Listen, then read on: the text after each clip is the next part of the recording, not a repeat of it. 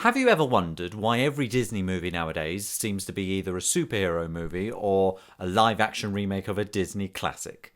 If you want to know why, go and get a cup of tea, sit back and relax and prepare for the secret politics of Disney. It gets pretty juicy, but we got to start with the basics. The Disney model really is very simple. You just make a film, then a spin-off TV series, then some Zum-Zums, and then a ride based on it all at Disneyland. But it seems Disney has only recently established why their model actually works, and they only realised when they broke it, losing their 70-year lead on the rest of the filmmaking world in just 10 years. But to understand that, we first need to take a look at from the first feature-length animation in history, Snow White and the Seven Dwarfs in 1937, up until the early 1990s, all you need to know is if it was an animated movie worth watching, it was probably made by Disney. But in 1992, Aladdin finally overtakes Snow White to become the highest-grossing animation of all time, only to be overtaken 2 years later by The Lion King. This period is what I like to call Disney's Hakuna Matata, because they had no worries.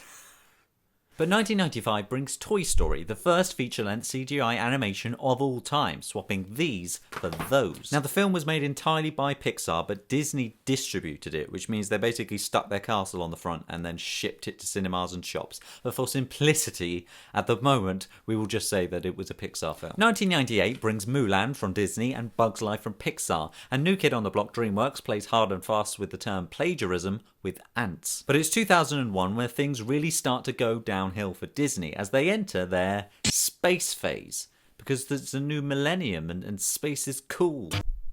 In that year, Disney released Atlantis in the shadow of Pixar's Monsters Inc. and DreamWorks' Shrek. In 2002, Disney's space phase continues with Lilo and Stitch and Treasure Planet, and New Kid on the Block, Blue Sky get a hit with Ice Age. 2003, two words, Finding Nemo. The film goes on to become the most successful animated film of all time, breaking the record from The Lion King. These will keep changing, don't get too attached. But note two important things, CGI and Pixar. In 2004, Pixar bring us The Incredibles, and it's incredible. But it's DreamWorks' Shrek 2 that breaks the record from Finding Nemo to become the most successful animation of all time. Yeah, I told you it was going to change quickly. But note two things, CGI and DreamWorks. 2005, 10 years after Toy Story, Disney released their first fully CGI feature-length animation, Chicken Little.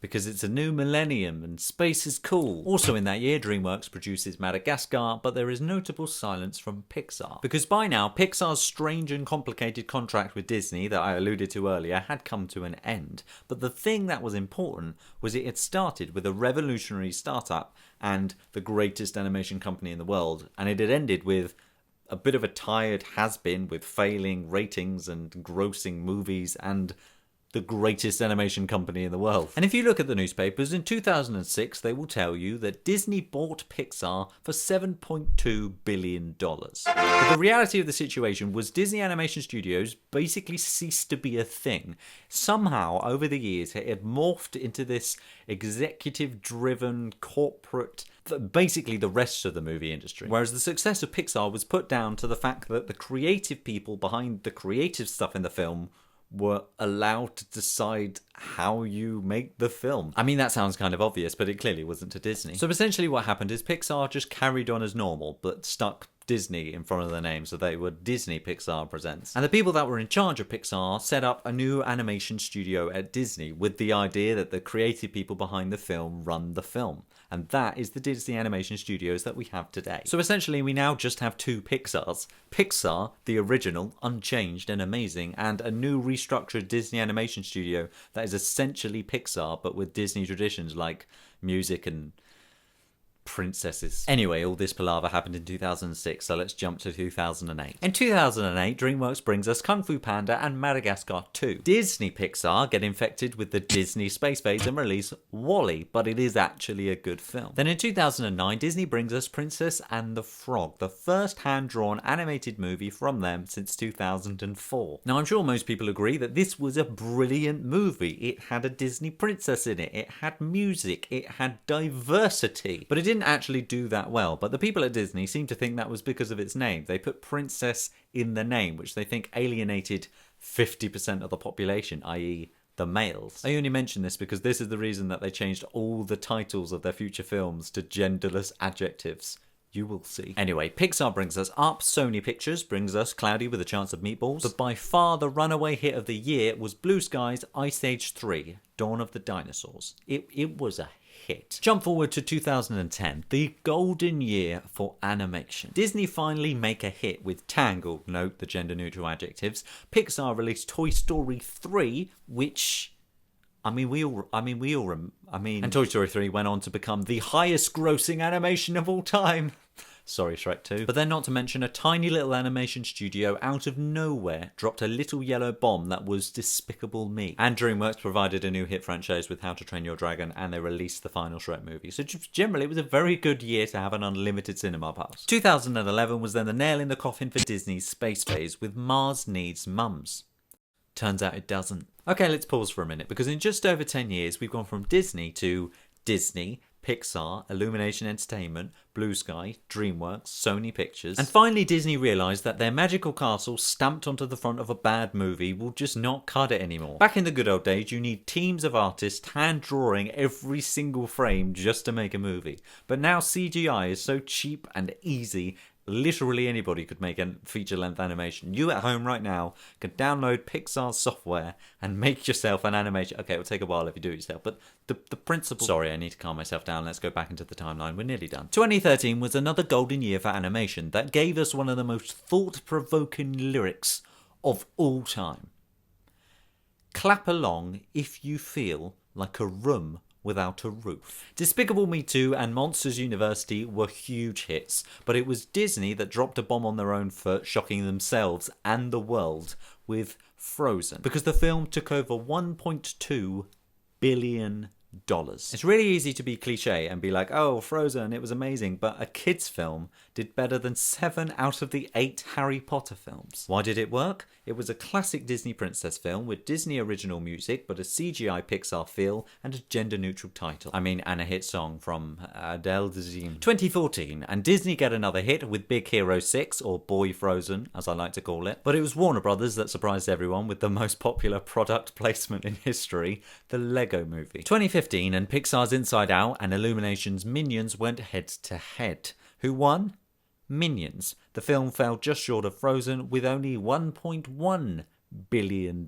If you were wondering where all these animation studios came from, let me repeat, $1.1 billion for a terrible film piggybacking on the back of a great sequel to a film from a tiny animation studio that had never made a feature film before. And finally, 2016, Disney brings us Zootopia or Zootropolis, which makes over $1 billion, and then Moana, a Disney princess film, which probably does well. It hasn't actually come out yet. Illumination Entertainment break away from the Minions, thank God, with 2 new and original films. One of them is a hit, the other one hasn't come out yet, but it will probably be a hit. And Blue Sky complete the Ice Age quintology, yes, I had to look up that word, and possibly making it the most successful and lucrative animated franchise in history. DreamWorks suckle up to China with Kung Fu Panda 3, and Pixar release Finding Dory, which may well break all records again. So what's my point? Well, you need to know that brief history as context to understand the key word to the entire industry. DreamWorks, Blue Sky and Illumination Entertainment caught up and overtook Disney despite a 70-year lead because of a green ogre, a woolly mammoth and a yellow blob. And to this day, they are the best animated franchises in history. Shrek has made over $3.5 billion. I like that, Boulder. Sorry, I'll leave. Disney's ego finally realised that a Disney stamp movie would not automatically guarantee success. And to be honest, who knows where Disney would be if it wasn't for Pixar? That's quite a controversial statement, I understand, but they were honestly going downhill, massively, before the whole Pixar revolution thing in 2006. But outside of animation, the Disney company as a whole was facing similar problems. In 2013, Disney tried to create a new franchise to follow 2003's Pirates of the Caribbean with The Lone Ranger.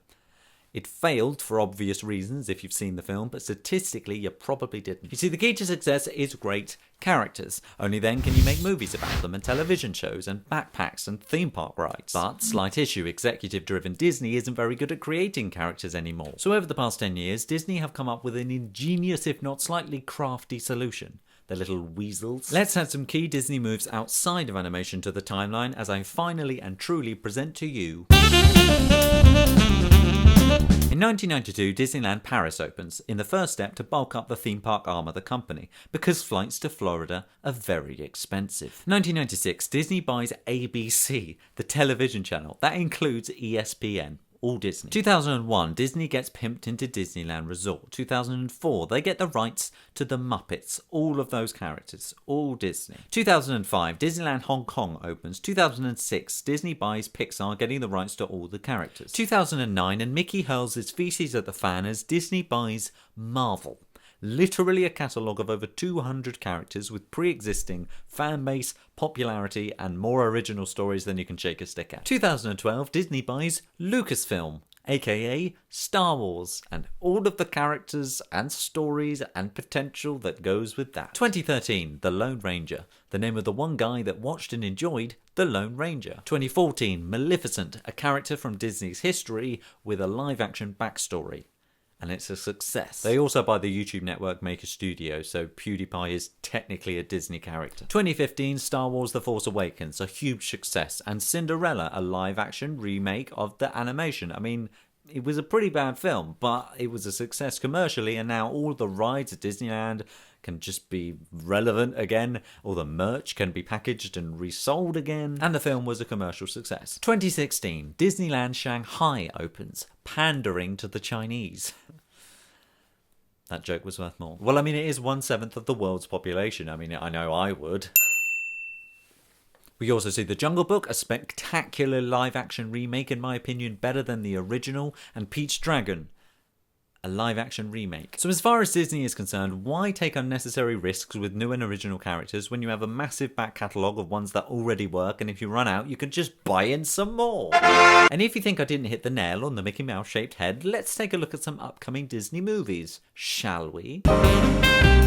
Beauty and the Beast, Pirates of the Caribbean 5, Mary Poppins 2, Cruella, Dumbo, Tink, Mulan, Winnie the Pooh, Pinocchio, Genie, Sword in the Stone, Peter Pan, Haunted Mansion, It's a Small World, Maleficent 2, Jungle Book 2, and a ton of Star Wars and Marvel films. And then if any of those films I just mentioned are a success, add 3 more sequels. The future of Disney is Star Wars, Marvel, and live-action remakes, and if we're lucky we might get 2 original animated films a year from Pixar and Pixar disguised as Disney. But this year news broke that DreamWorks and Illumination Entertainment were going to merge to become an almighty animation force to take on Disney Pixar. And I think generally this is good news for us, the audience, because year on year the two should battle it out to make better and better films. So if you were wondering if Disney originality is dead, it isn't yet. As long as they don't run out of adjectives. And before you start crying and flushing your Odeon Premier Club card down the toilet, it may sound weird, but look, there's a whole world of entertainment outside of the Magic Kingdom. I've seen stranger things. Have you? I heard it's good. So whenever a friend cries out that Disney just don't make them like they used to, you can smugly share this video on their timelines and wipe away their tears with zum-zums and tell them this from me. When you wish upon a star to infinity and beyond, it's a trap. So let it go.